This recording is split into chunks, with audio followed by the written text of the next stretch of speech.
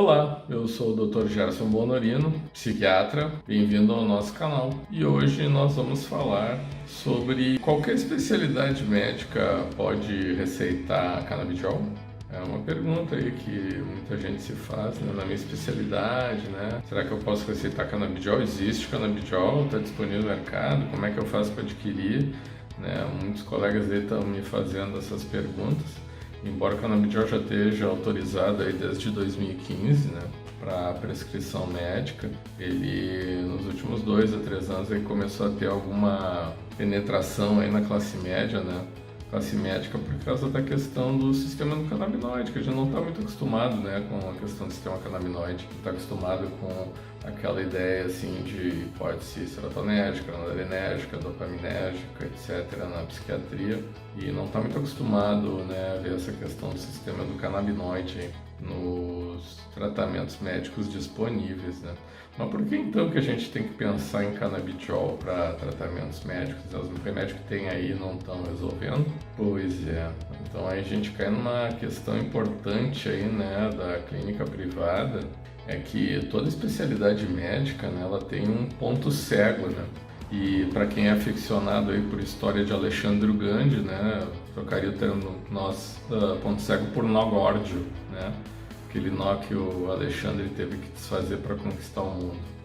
Então, principalmente por uso em situações clínicas do canabidiol, né, onde os tratamentos convencionais não obtiveram resultados, né, terapêuticos que a gente queria, né, ou, além de não produzir efeitos terapêuticos, produzindo efeitos colaterais indesejáveis, né, ou insuportáveis até para o paciente, e até mesmo para nosologias para o qual o canabidiol é indicado, isoladamente ou associado com outros fármacos. Esses pacientes, a gente sabe que, uma vez eles insatisfeitos, inevitavelmente eles não vão mais vir no consultório e vão procurar outras formas de obter alívio para suas condições de saúde, né? Vão procurar outros colegas, vão procurar outras opiniões, né?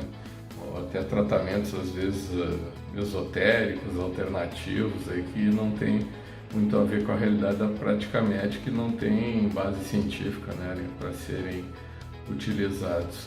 E isso aí vai gerar uma grande frustração, né?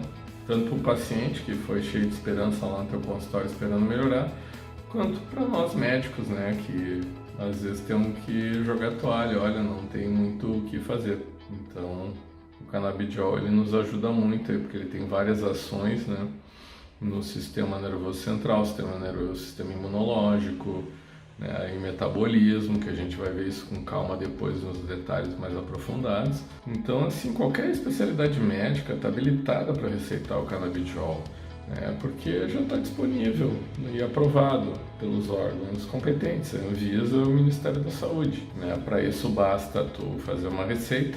Essa receita pode ser a notificação de receituário B, no caso do canabidiol nacional aqui, e no caso dos canabidióis importados, né, é só fazer a receita branca especial, especificando a marca, a concentração e a posologia, e dá para o paciente. Esse paciente vai encaminhar aí para os laboratórios que tem, né, para haver a importação então do componente, tá, do canabidiol, e da forma de canabidiol que o colega especificamente receitou para aquele paciente. Tá?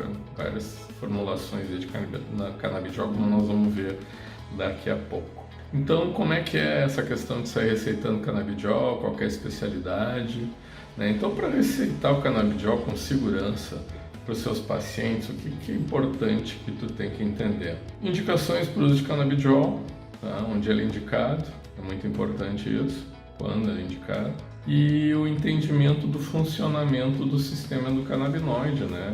É fundamental a gente entender o sistema endocannabinoide para poder prescrever, né, o canabidiol de forma correta, até para saber, né, esperar os efeitos terapêuticos ocorrerem, para a gente ver isso no relato do paciente ou nos exames complementares que a gente vai pedindo na medida do tempo de tratamento. Um caso que eu já tive aí de esteatose hepática, que depois de um tempo, usando canabidiol, vai ver a redução da esteatose hepática, né? Uma escala de 2 para 1, isso é bem interessante. Então, o funcionamento do sistema endocannabinoide é fundamental. E, bem, as alterações também são muito importantes de se entender que ocorrem no sistema endocannabinoide, tá? Tanto em condições patológicas, né, quanto em condições fisiológicas. Né?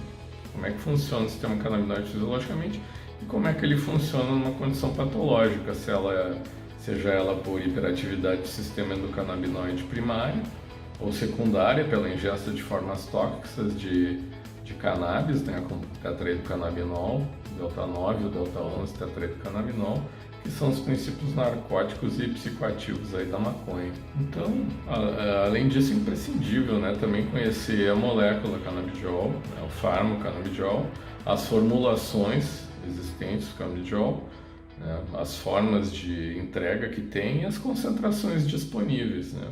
Então, vocês sabem aí que o canabidiol ele existe em forma isolada, né, o canabidiol puro. Temos o canabidiol também full spectrum, né, o canabidiol full spectrum é um canabidiol que ele vem, o canabidiol associado a outras substâncias canabinoides que tem na planta que não são tóxicas, né, como o canabigerol, canabinol, né, flavonoides e os terpenoides aí, que os terpenoides são as substâncias aromatizantes praticamente aí, né, sendo que o mirteno e o limoneno são as mais usadas aí pela indústria farmacêutica para colocar nos seus compostos, né?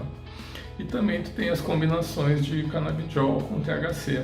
Não que o full spectrum não tenha THC, né? O full spectrum ele pode ter até 0,3% de THC, é uma concentração relativamente pequena, mas utilizando junto com o canabidiol, né, no bloqueio ali do receptor CB1 do canabidiol, tu vai obter um bloqueio desses efeitos narcóticos do tetraidrocannabinol e os efeitos psicotrópicos também. Então tu pode ter esse tipo de associação em casos onde a junção do canabidiol com o tetraidrocannabinol seja útil, né, como dores crônicas, dependência de opioide, né, pacientes aí oncológicos, né, que estão com tratamento pesado aí de quimioterápicos, radioterapia, anticorpos monoclonais, imunossupressores também em caso aí de transplantes, né? Esses pacientes podem ter vários problemas de nutrição por enjoos, náuseas frequentes, vômitos, perda de apetite, perda de peso. E nisso aí o canabidiol com tetraidrocannabinol pode te trazer algumas vantagens, né? Embora tenha uma questão técnica, prática, assim, né? Por exemplo, tu pega um canabidiol de full spectrum e dá para o teu paciente e ele tem uma crise alérgica, né? Fica com uma farmacodermia ali. O que foi que deu alergia nele? Foi o canabidiol, foi o canabigerol, foi o canabinol, foi o flavonoide, foi os terpenoides? A gente não vai ficar sabendo, né? Então, usar o canabidiol isolado tem essa vantagem, né? Eu sempre acho mais ético, assim, inclusive, usar a substância pura, a molécula pura, canabidiol isolado. Uma vez que o canabidiol isolado não está dando muito efeito, assim, tu quer tentar um full spectrum ou uma associação com THC junto, né? Pelo menos tu já sabe que ao canabidiol o paciente não vai ter reação alérgica nenhuma. Uma coisa simples aí da prática clínica que com o tempo a gente vai dominando e facilitando o uso, né? O que a gente tem disponível no mercado, né? Tem várias apresentações aí do canabidiol. Tu tem canabidiol tintura, que é a mais comum usada. As tinturas de canabidiol geralmente elas vêm na dosagem de 20 mg por ml, 50 mg por ml e a de 200 mg por ml, que são as mais usadas das tinturas de canabidiol. Também existem formulações de cápsulas, né, com conteúdo, cápsula gelatinosa com conteúdo oleoso do canabidiol. Isso aí também pode ter ali concentrações de 30, 60 mg de canabidiol. Vai ter as gomas também, né? Muito famosas aí as gomas de mascar, feitas com canabidiol, que podem ter dose entre 12,5 e 25 mg por goma. E também vamos ter outras formas, né? Como linha skincare, creme papel, que é muito interessante para os dermatologistas, ainda não chegou aqui, não pegou, né? Mas vai pegar cedo porque ele é muito interessante para essas condições de pele, de alergia crônica, rosácea, né? Onde tu tem inflamações seguidas aí, psoríase, dermatites eczematose, eczema de contato, dermatites alérgicas, dermatites atópicas, né? Então isso aí a gente vai ter várias interações bem interessantes aí com os produtos de linha dermatológica, né? Então o entendimento, né, da farmacocinética, da farmacodinâmica do canabidiol é fundamental, né, para poder se abordar, ou seja, especialidade, como é que se vai usar o canabidiol, né? As interações com os medicamentos, que vai ter os canabinoides, né? Então a gente tem que cuidar, por exemplo, o neurologista está ali usando levetiracetam para o paciente, não pode colocar canabidiol, né? O canabidiol vai derrubar os níveis de levetiracetam, vai interagir com outros fármacos anticonvulsivos, por exemplo, na psiquiatria, né? A gente vai ter interações aí via citocromo CYP450, nas enzimas CYP2D6, na CYP2C19, nós vamos ter uma grande inibição aí de fluoxetina, fluvoxamina, né, no metabolismo do canabidiol, fazendo os níveis deles ficarem bem altos, né? Então a gente tem que ficar ligado nesse tipo de coisa para não incorrer em risco, né? E também vai ter interações, né, do canabidiol aí com medicações de todas as áreas, né, endocrinologia, cardiologia, então tem que estar muito ligado aí. Nada como pegar a bula ali, dar uma olhadinha na metabolização. Inclusive, a comunidade europeia está estudando que no fim da bula, né, vem uma tabelinha com as isenzimas hepáticas que metabolizam a medicação, né? Isso aí vai ajudar muito, porque se tu tem em mãos um exame farmacogenômico, né, para ver, né, a genotipagem dessas isenzimas, tu pode pegar o farmacogenômico e comparar, né, com essa tabelinha aí, e já vai saber se aquela medicação vai ser a melhor para o teu paciente ou não, se vai precisar usar uma dose muito maior que o normal, porque ele é um metabolizador rápido, um metabolizador lento, ou ele não vai responder, ou ele vai ter até um efeito de intoxicação, nem deve usar. Então isso aí, um farmacogenômico vai te dar bastante resultado, tá? Mas não que seja necessário, né, pedir um exame farmacogenômico para todo mundo, até porque ele é um pouco caro. E no caso do canabidiol, por ser uma molécula fitoterápica, o maior cuidado que a gente tem na questão dos efeitos colaterais é nas interações farmacológicas, né, quando está se entrando com canabidiol e se retirando, né, as outras aí.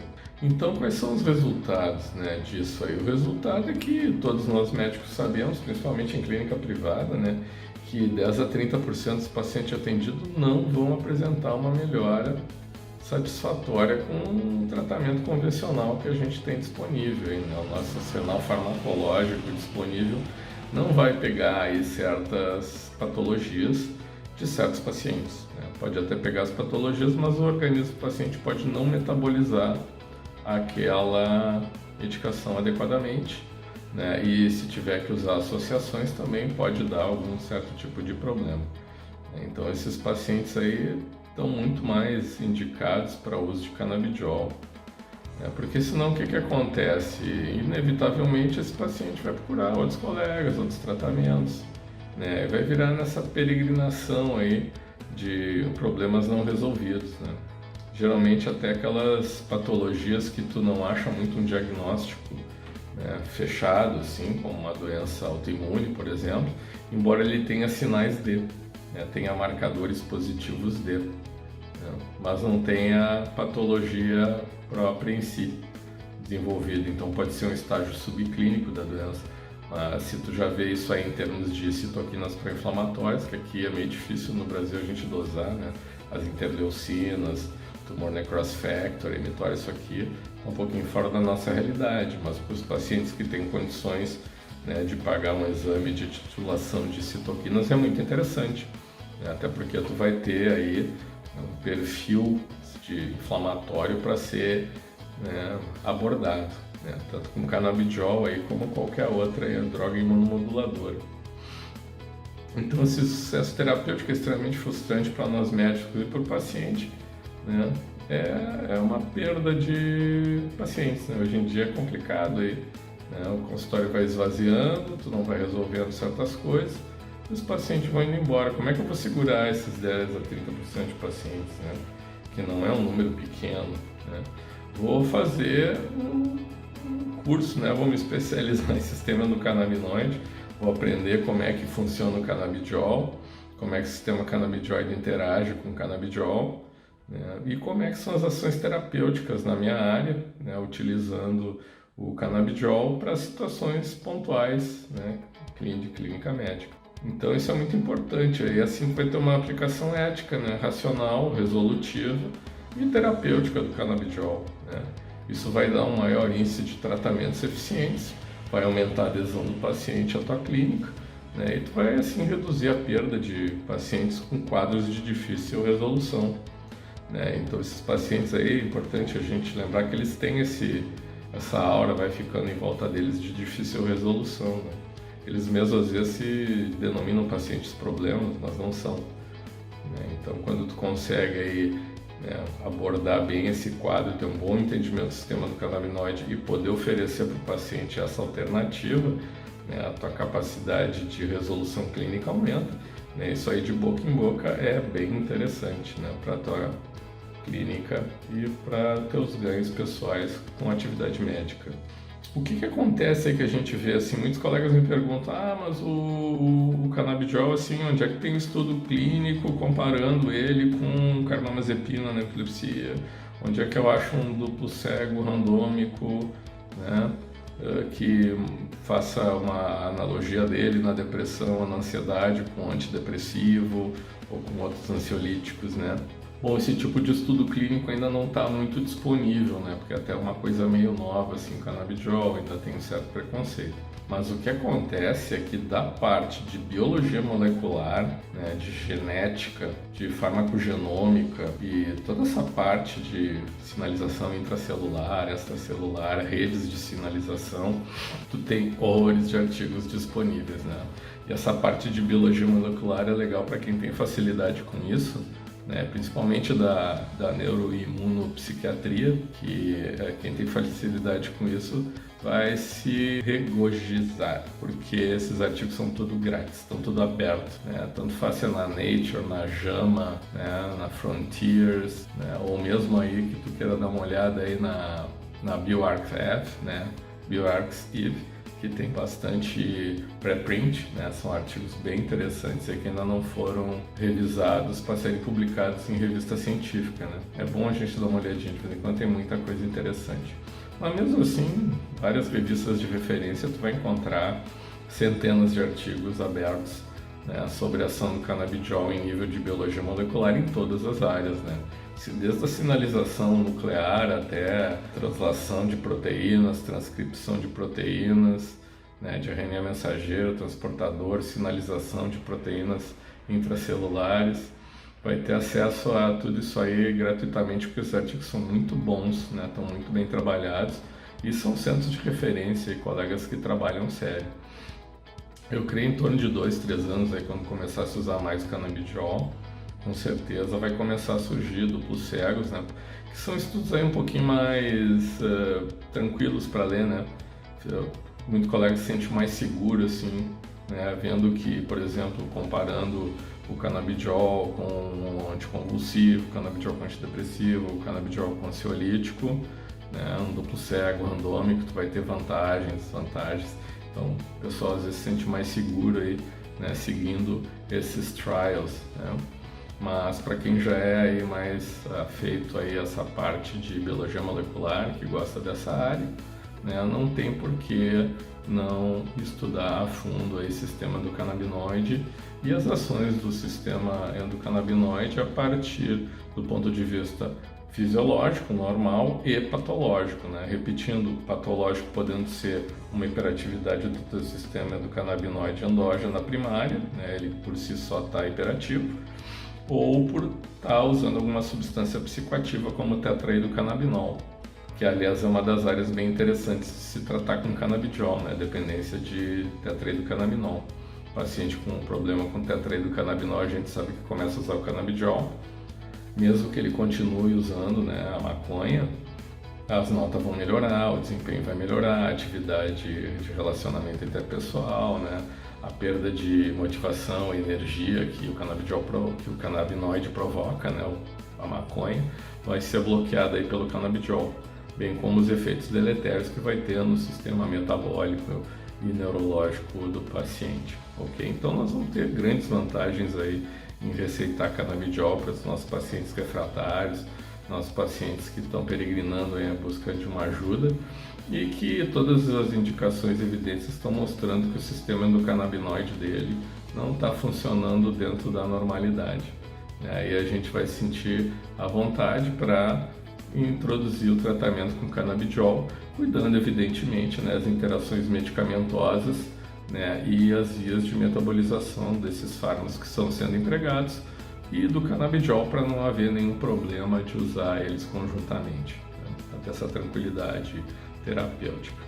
Tá ok? Então, espero ter tirado as dúvidas de vocês a respeito disso, sobre especialidades. Futuramente a gente vai falar aí do sistema canabinoide, né, endocannabinoide, nos sistemas do sistema corporal, né? A gente vai falar aí do sistema cardiovascular, né, vai falar do sistema respiratório, vai falar do sistema gastrointestinal, sistema imunológico, né?